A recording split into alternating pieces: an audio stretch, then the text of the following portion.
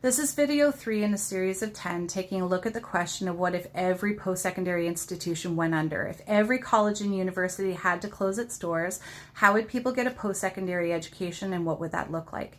And in this video, I want to talk about the fact that if they all went under, I think one of the most important things that would happen is that our grades psychosis would have an opportunity to heal. Here's what I mean by that. Our belief as North Americans, how much control grades have, how much influence they have in our ability to be successful or to be happy, that has absolutely reached a psychosis level, a break with reality level. Because if we take a look at the broader picture of life, we get past academics, past the post-secondary institution window, then we find grades don't matter. They really don't. Nobody cares. You go to a bank and you ask for a mortgage. They don't ask for your report card. You go to your doctor to talk about your cardiovascular health.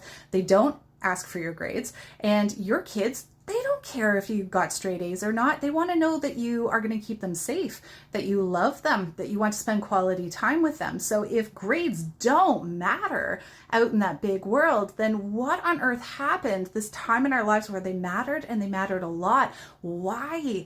And so we rewind the tape and we find this really critical point in time.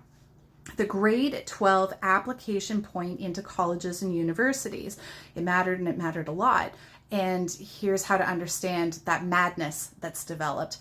Grade 12 students across North America right now are working their hearts out trying to get the highest grades that they possibly can, because here in November, this is the last semester that their grades will show up on their transcript before the application process, sending it all in the new year.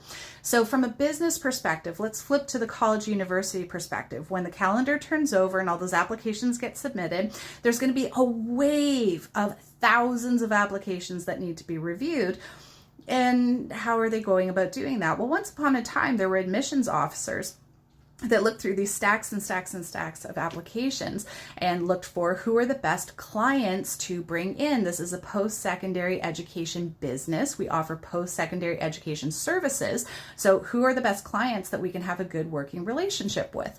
And then the information age came along and progressed, and technology came on the scene and advanced. And then admissions management software hit the scene. And something really critical changed. Once upon a time, when all those human beings, went through those applications, well, they were humans that needed salaries.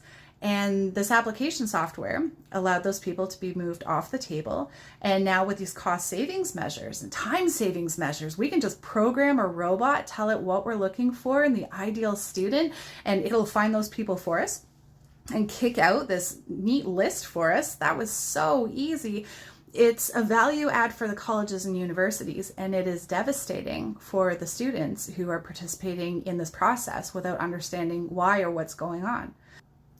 It gets even more sad and more mad when we realize that the parents got roped into this process, that people who want to be these phenomenal support systems and want the best for their child, that they've been drawn in, dragged into the madness. Because look at this, babies in utero, they haven't even been born yet, and their parents are playing Mozart music to them.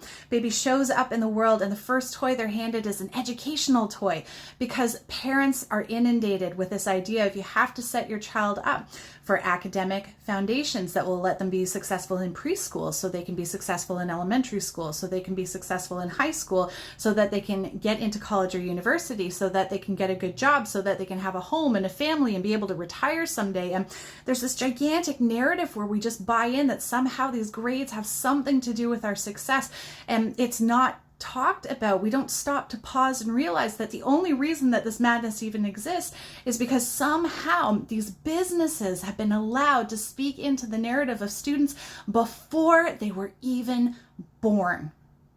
We wouldn't let car dealerships do that. We wouldn't let any other industry do that, but we let the post-secondary education service industry do that to our children and do that to our families and do that to our lives. And here's where I'm trying to do something about that. I don't have anything against colleges and universities. When you have collections of people who love learning together, I will always support that.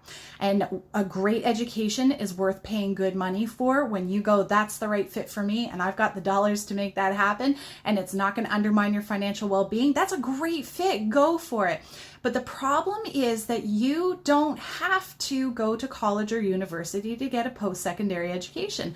And students aren't being told that. Families aren't being told that. Okay? On top of that, you're not being told that you can apply to college and university through another route, not as a grade 12 student, not as a gap year student, but as a mature learner. And when you do that, grades do not play the same role that they do if you apply in those earlier stages. What is evaluated instead is the value of your mature, lived, engaged, intentional experience. So why aren't students being told about this? And so when we take a look at this grades madness, this grade psychosis, it is linked to businesses that have influence in our school system. It has gone unchecked, unquestioned, and if they were forced to shut their doors, you know what? What conversations would start instead? Because we wouldn't be having these ones. You have to have good grades, be successful in preschool, to be successful in elementary school, to be successful in high school, so you can get into, oh wait, why were we doing that again? And then grades could go back to being what they're supposed to be, assessment and evaluation tools. Tools that were meant to help people grow, not hurt them by damaging their mental health, increasing anxiety, contributing to negative impacts on their physical health. Grades were meant to help, not hurt. In another video, I'm going to go over how to use grades properly so that you can focus on growth and not the number. Focus on growth, not on grades. And that's really what I'm here to do, to expand people's understanding and knowledge of what their education options are. I'm an experiential educator, and I've created an ebook and an online course to really just blow your opportunities open, help you to take control of your education, your time, your money. And I would love to bulletproof you from school stress, grades madness, and high tuition. So can you do me a favor? To help me get this message out, the TikTok algorithm loves interaction. Can you like this video? Be sure to share it. Share your comments, ask questions, and I'll respond to them. I want to make videos that matter to you. But just help to get this message out there by interacting with this particular video. Be sure to follow me so you don't miss any of the other ones. And go to my website, livingislearning.ca. Get my ebook, take my online course, get the knowledge and skills that you need so you know the bigger picture of options available to you and how to make use of them. So I'll see you in video 4. All the best.